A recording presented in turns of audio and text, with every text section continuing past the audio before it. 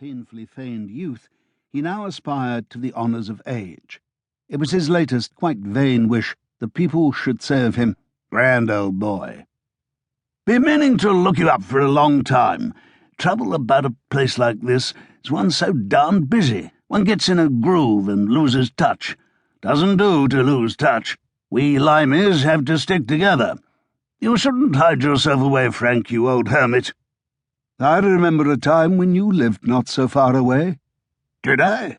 On my soul, I believe you're right. That takes one back a bit. It was before we went to Beverly Hills. Now, of course, as you know, we're in Bel Air. But to tell the truth, I'm getting a bit restless there. I've got a bit of land out on Pacific Palisades, just waiting for building costs to drop. Where was it I used to live? Just across the street, wasn't it?" Just across the street, 20 years or more ago, when this neglected district was the centre of fashion, Sir Francis, in prime middle age, was then the only knight in Hollywood, the doyen of English society, chief scriptwriter in megalopolitan pictures, and president of the cricket club. Then the young or youngish Ambrose Abercrombie used to bounce about the lots in his famous series of fatiguing roles, acrobatic, heroic, historic, and come almost nightly to Sir Francis for refreshment. English titles abounded now in Hollywood, several of them authentic, and Sir Ambrose had been known to speak slightingly of Sir Francis as a Lloyd George creation. The 7 league boots of failure had carried the old and ageing man far apart. Sir Francis had descended to the publicity department and now held rank, one of a dozen, as vice president of the cricket club. His swimming pool, which had once flashed like an aquarium with the limbs of long-departed beauties, was empty now, and cracked and overgrown with weed. Yet there was a chivalric bond between the two. "How are things at Megalo?" asked Sir Ambrose. "Greatly disturbed. We're having trouble with Juanito del Pablo." "Luscious, languid, and lustful?" "Those are not the correct epithets.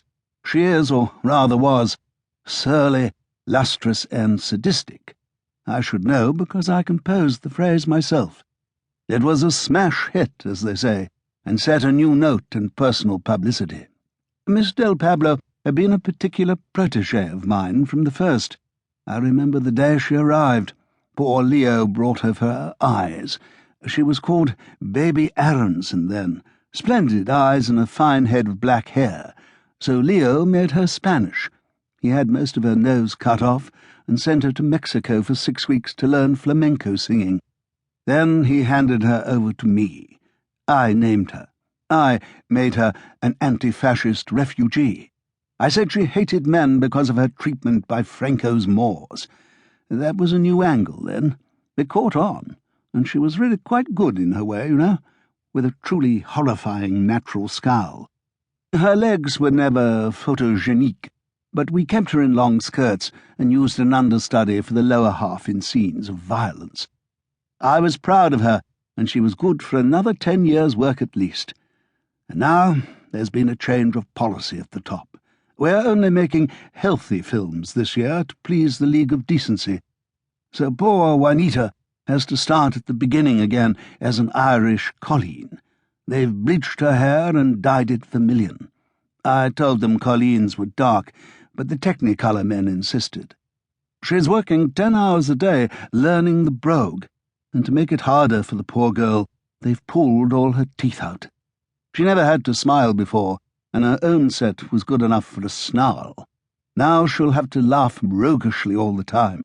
That means dentures. I've spent 3 days trying to find a name to please her.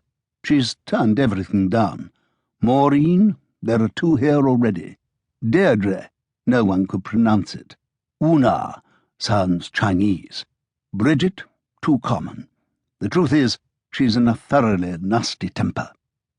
Sir Ambrose, in accordance with local custom, had refrained from listening. "Ah," he said, "healthy films. All for them. I said to the Knife and Fork Club, I've always had 2 principles throughout all my life in motion pictures. Never do before the camera what you would not do at home, and never do at home what you would not do before the camera." He enlarged his theme, while Sir Francis